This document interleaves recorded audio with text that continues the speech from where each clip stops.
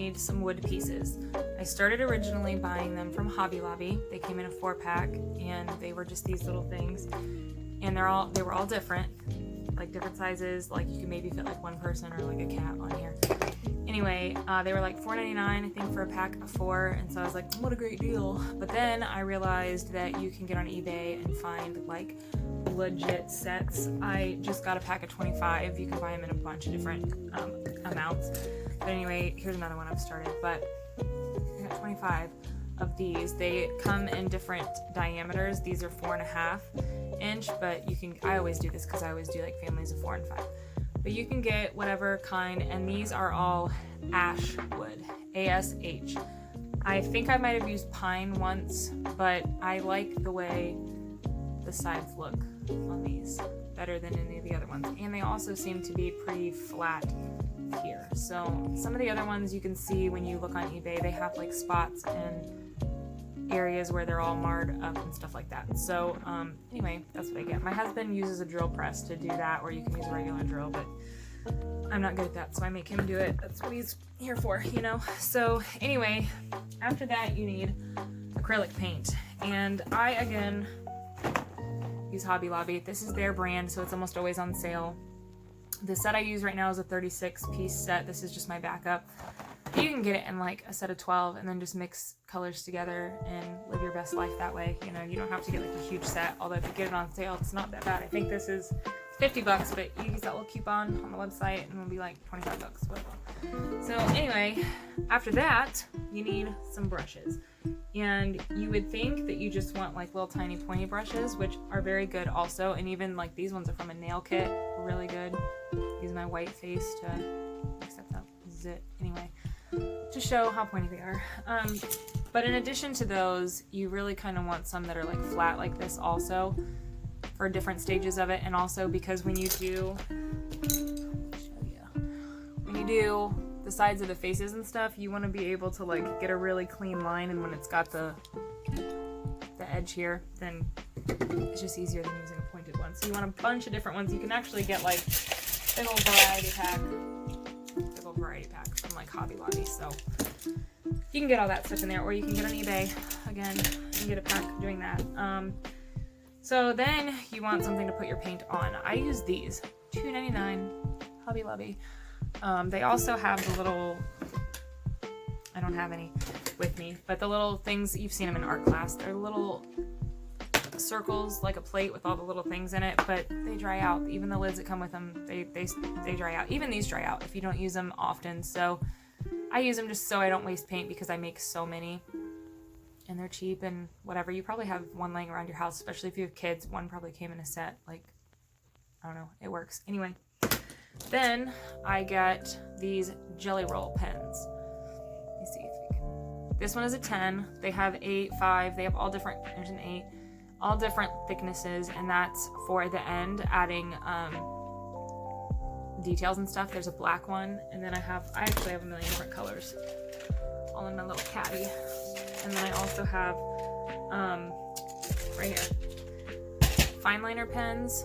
0.05 and 0.3 are the best for this type of stuff. So also Hobby Lobby, this brand is black liner.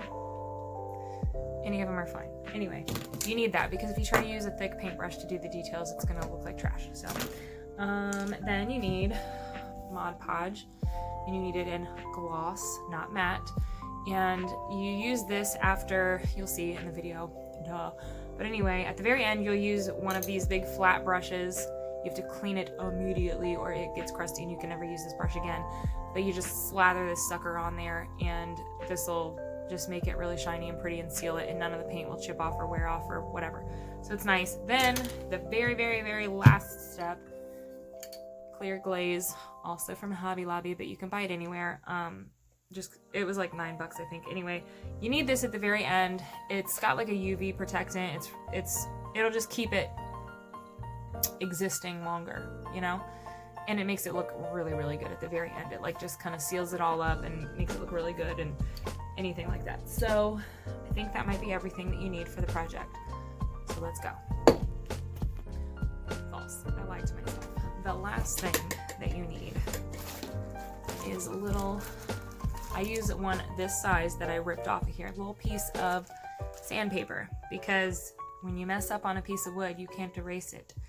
So I had a big mess up and I was like, what do I do? Found some sandpaper, took care of it. So this is for your boo-boos and your happy accidents.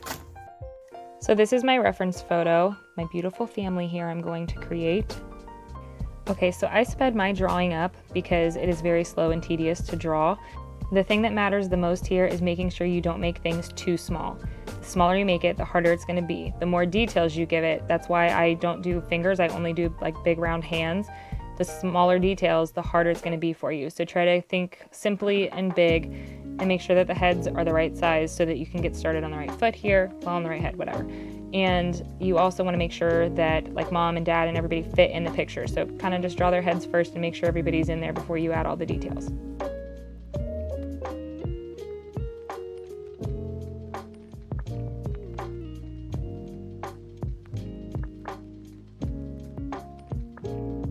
Okay, so then I use one of my flat-ended brushes and I do the skin color. And I have two different types of skin color. I have the regular skin color and then I have like a shadow, which is gonna go under the hairline if someone has like a little bouffant hair thing going on, and under the neck. And then it just depends. Sometimes under hands, like the girls are holding hands, so they'll have a shadow and then a highlight above and below. You'll see what I mean later, but here I'm doing her neck color. You can see a really good contrast there on her. So it just gives a lot of depth, and you'll see when it's all done, it makes a huge difference. So two different skin colors, no matter what the skin color is, just go a little bit darker for the neck and the different like areas that you want to have that detail on. I usually do 2 coats of most of the colors that I'm going to do on this, unless it turns out right the first time. But 2 coats will usually get it pretty opaque and looking really nice. You can tell a good difference right there on the mom. But yeah, 2 coats is probably what you're generally going to want to need, and it just makes everything much smoother because you still have that wood texture underneath. So the more paint you put on it, kind of smooths it out and makes it look really nice. Make sure at this step you save these 2 skin colors, because if they dry out or you get rid of them and you've already mixed some other colors to make somebody more tan or more pale or whatever the case, and you don't have any more of that paint at the end, you're going to be in trouble, because I guarantee when you start working on the shirts and the hair and things like that, you're going to get it on the skin. It's just inevitable. It's going to happen. It's such a tiny little space. And if you're not prepared and you don't have that, you're going to have to change your skin color altogether instead of being able to just fix a minor little spot. Okay, so clothing is going to be really simple. You can see in the picture of the actual family where the dark areas are, like in the armpit and against the body for the man here. And he's also got like under the collar is some really dark spots. So I'll take black and go under the collar, and I'll take white and go on the top of the collar without blending them together so that they're just a muddy mess. I just kind of slowly work my way through there. So he's going to get some dark areas over by like his elbow and things like that, right under his arm that's like against his belly. And then the same for the girls, and then anywhere like dad has his hand on one of the little girls, so there's going to be a shadow under that. Anywhere that a shadow would naturally be. If you are having trouble figuring that out, it's always good just to, anytime something is coming in contact with another object, that way you have definition. An arm coming in contact with the body, that's the same color, because otherwise you'd just be like a big green blob. You know what I'm saying? So just give some definition. You don't even have to add like all the pockets and the buttons and the collar and all that if you don't want to. You can simplify it as much as you want, or you can be brave and try lots of things. So just do what works for you, but try to give some dark colors where something would be on top, like an arm on top of the body, or some light colors on the arm if you'd rather do that. Just dark or light. You don't have to do both. Just dark or light, if that makes sense. Okay, so I just realized when I'm making this video that I spin this thing so much, and I realize it's because it's way easier. So I don't even know that I'm doing it, but apparently so. When you're working on these, it's a lot nicer to always have the edge you're trying to paint be on whatever the opposite of your dominant hand is. So I am right-handed, so I always want where I'm starting to paint to be like on my far left so that I can like come down towards my right, if that makes sense. So it's just easier for me. Try it out. Maybe it'll work for you. So here's a good example of some dark, especially because she's wearing white, and it just gives a good definition there between her arm and her dress. And you want to use really subtle colors for things like white or like her really blonde hair. You don't want to add black to make those shadows on that white. Same with his shirt over there. You wouldn't want to add pure white. You'd almost want to do like a light gray and blend it in, or even a lighter green and blend it in, because if it's really harsh, it just looks kind of weird. A lot of times if you do that on hair also, it makes the person, even if you're not trying to, it makes them look like they have gray or white hair, which people don't generally like, even if they actually do have that. If you don't already have a blonde color in your set, look up what it takes to make blonde, because it took me forever. Everything always turns out greenish, yellowish, and like just a poop brown. So Google it, look it up, and figure out exactly the colors you need to mix together to get a really nice blonde. I find that it definitely needs some type of red, because otherwise it turns out quite green. So you also want to pay attention to photos like this where there's definition in the hair of light and dark. She's got shadows because that part's like behind her neck and it's like further back in her hair. And then the same with her little girls. The man's hair is going to be mostly the same color. So you got to pay attention to things like that if you want to add the detail, just because then it'll look a lot nicer than if you just had a big yellow, blob on top of there that was all one solid color.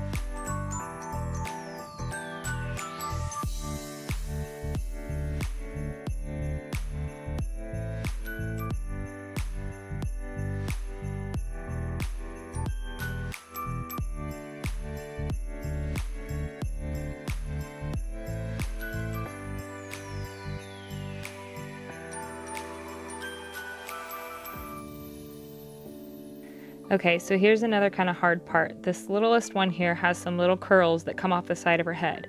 Those are pretty hard to do if you're actually just trying to paint a curl. So what you want to do is take a really saturated pointy brush and sort of dab the wood out into the curl, like dot, dot, dot all the way out. Otherwise, if you try to just paint a curl, it's going to turn out like a sloppy mess. That's just, they're still too big of brushes, even though they're as small as you can possibly get. And really, with this whole entire thing, you want to keep that brush really saturated, because you'll find that the wood soaks in the paint a little bit. And anytime you get that brush wet and bring it back over to the wood, if it's not dried off really well, that wood acts like a sponge and then it will spread out the color. So if you touch the piece of wood with a wet brush that is covered in paint, it's going to ruin it. So you have to make sure you dab the brush off on a napkin or paper towel really, really well before you come back in, unless you get to know what you're doing and you want to blend some colors that are within the edge of the paint, if that makes any sense, and then you can blend them together with the water. But if you do that on a place that's just open, it like seeps and leaks out of everywhere. So try to keep your brush not saturated with water, but when you're painting, quite saturated with paint.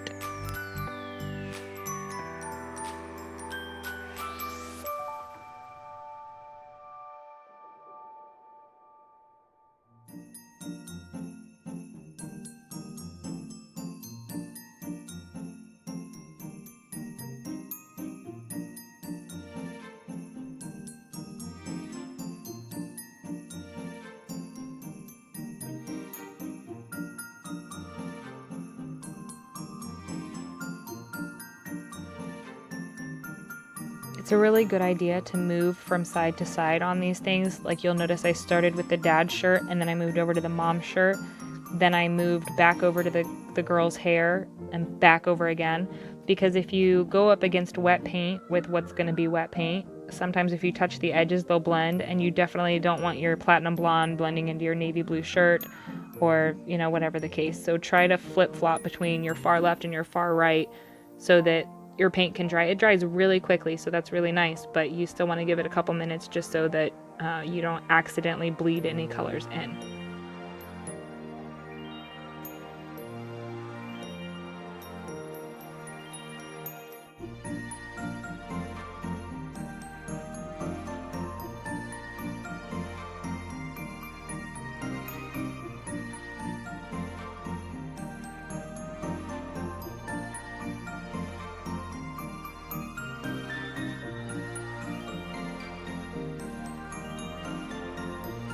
So for a solid color piece like her skirt, there really isn't anything to give definition to, but if you just add on one side a little bit of a darker of that color, or on the opposite side a little bit lighter of the color, it just adds a really good amount of definition rather than it just being a solid color.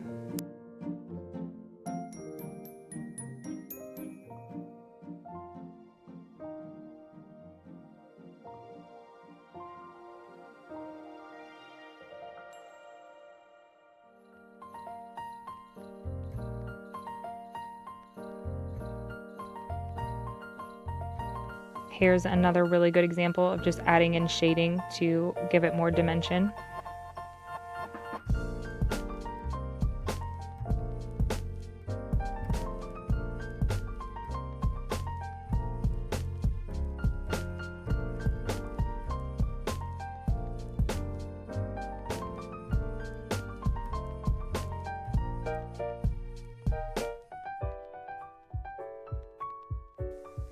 Okay, so the next thing is you can either use those dotting tools that I showed you for nails, or I just use a really thin brush and just like dot the end of my brush.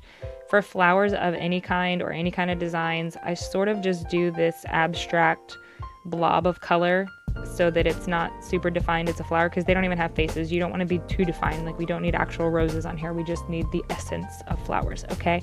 So I got the general colors that she had on there and I just kind of dotted them, and then I went back through with the green and cleaned up any that were like too big.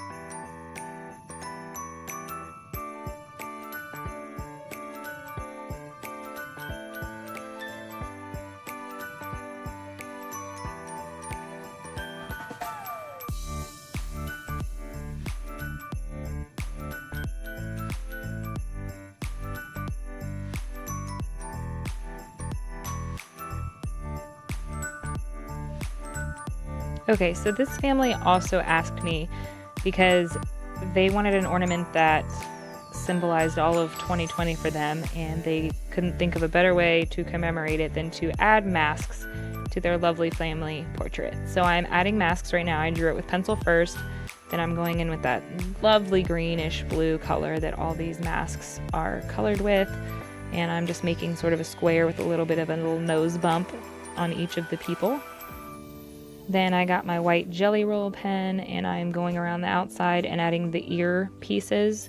You got to be careful with these, because if they don't dry all the way and you touch it, it's going to rub off. They're kind of silky, I guess is the way. I mean, like gel, so I guess they rub off pretty easy.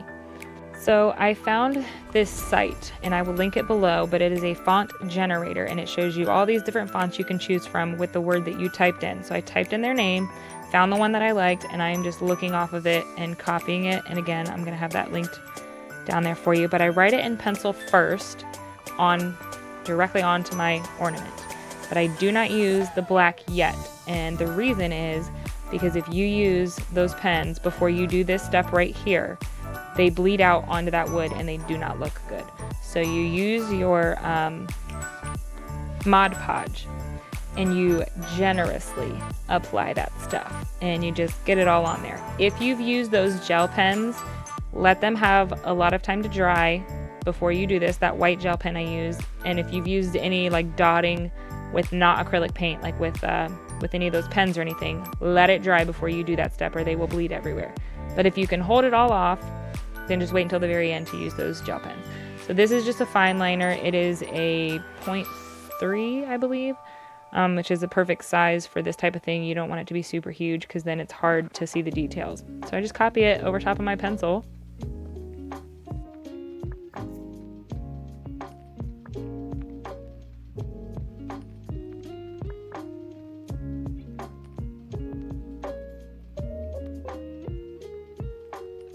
And once I'm sure everything is finished, I will spray it with that clear glaze.